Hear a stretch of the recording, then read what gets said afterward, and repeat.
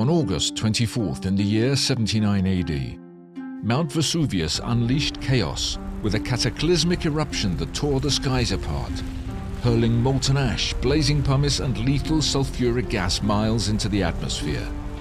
The fiery mountain's wrath ignited a deadly storm of poisonous vapors and searing debris, suffocating everything in its path.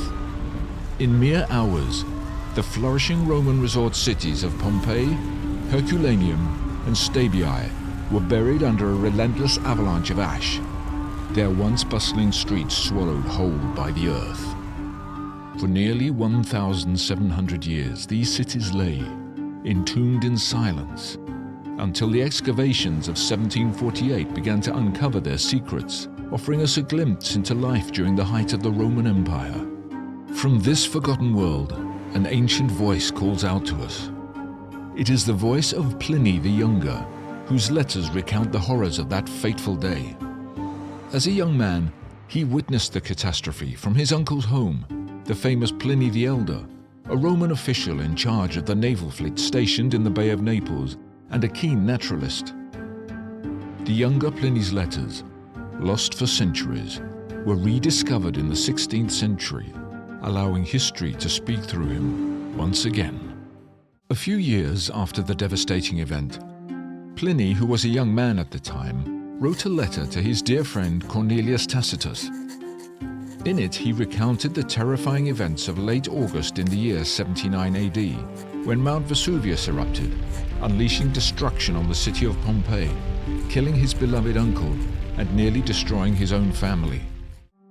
Pliny was only 18 at the time and was living with his uncle at their villa in the well-known town of Misenum. The story we begin now is told through Pliny's own words, as he recalls his mother's panicked warning. My uncle, commanding the fleet at Misenum, did busy himself in his charge when, on the 24th day of August, past the midday hour, my mother beckoned him to behold a strange cloud of wondrous size and shape. He had earlier basked in the sun's warmth, refreshed himself with a cold bath and reclined at his meal, afterward immersing himself in his writings. Upon my mother's call, he sought his sandals and ascended to a vantage point whence he might survey this unnatural marvel. At that distance, it was unclear from which mountain the cloud arose, though it was later known to be Vesuvius. Its form could best be likened unto the umbrella pine, for it soared skyward on a trunk-like pillar before spreading out its branches. This, I believe, was due to the first furious blast propelling it aloft, after which the force subsided and the mass was left unsupported, descending under its own weight until it dissipated. In some parts, it gleamed white. Elsewhere it was streaked and soiled with earth and ash. My uncle's scholarly nature soon discerned the matter to be of grave import. Thus, he commanded a boat to be prepared, offering me the choice to accompany him. I, being preoccupied with my studies, declined, as he had himself assigned me some task of writing. As he made ready to depart, a missive was brought to him from Rectina, wife of Tacitus, whose dwelling lay beneath the shadow of the accursed mountain, where escape was possible only by sea. Filled with terror at her impending doom, she besought my uncle's aid in her deliverance. His heart, kind and noble, compelled him to change his course, and what began as a mere scholarly investigation soon turned into an act of valor. He gave orders to launch the warships, taking command himself with the hope of saving not only Rectina, but many souls who inhabited that fair and densely populated coastline. Whilst others fled, my uncle advanced boldly into the teeth of danger, steering his course straight into peril. Undaunted, he bade his companions take note of every new sign and portend, even as the sky rained down ash, even thicker and hotter the closer they drew. Soon after came pumice stones and blackened rocks broken by the fire's ferocity. Their ship ran aground in the shallows, the shore now strewn with debris cast from the mountain. In a brief moment of doubt, my uncle considered retreat, but the helmsman who advised it was sternly rebuked. for my uncle declared that fortune favors the bold. They turned instead towards Pomponianus, who awaited them at Stabiae, sheltered from immediate peril by the bay's great breadth, though he knew well the danger would soon creep nearer. Already, Pomponianus had loaded his possessions aboard a ship, prepared to flee when the contrary wind ceased. Yet the wind favored my uncle's approach, and they safely landed. Embracing his friend, he strove to calm him with words of cheer, masking his own concern beneath a show of calm. He even had himself bathed and dined, displaying, if not genuine cheerfulness, at least a courageous pretense. Meanwhile, Vesuvius raged, casting great sheets of fire into the heavens, their light made fiercer by the encroaching night.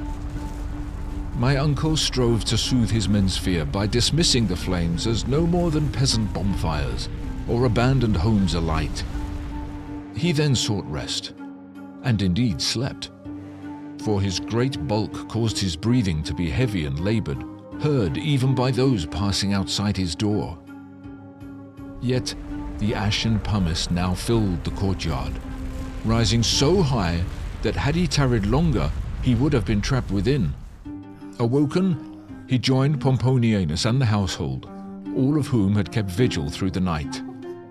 They debated whether to remain indoors or risk the dangers outside, for the walls trembled with violent quakes as though torn from their foundations, while in the open, the air rained pumice stones, light yet perilous. After weighing their fears, they chose the latter course, my uncle leading the way, all protecting their heads with pillows bound in cloth. Though dawn had come elsewhere, their world remained shrouded in a darkness blacker than the deepest night, relieved only by torches and lamps. My uncle ventured to the shore to see if flight by sea was possible, but the waters raged too violently. Laying upon a sheet, he called for cold water, drinking deeply. Soon after, the flames and the stench of sulfur warned of the fire's approach, rousing him and his companions to flee.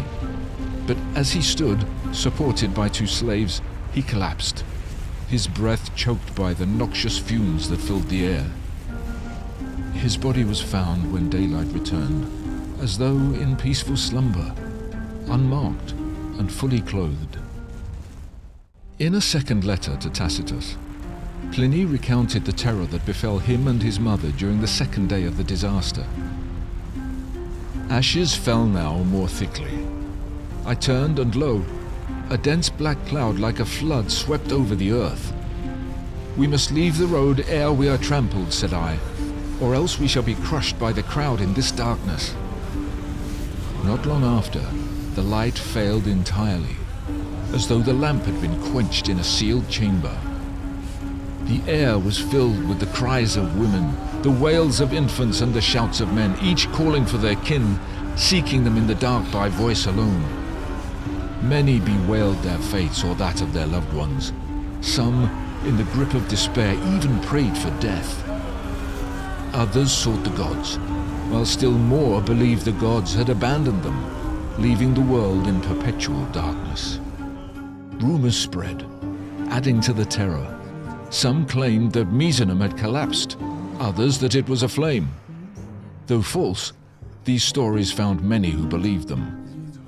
A glimmer of light returned, but we feared it was the fire's approach. Darkness soon followed again, and the ash fell heavy upon us. We rose often to shake it from our bodies, lest we be buried alive. I could claim that no cry of fear passed my lips, but in truth, I found cold comfort in the thought that if I perished, the whole world would die with me.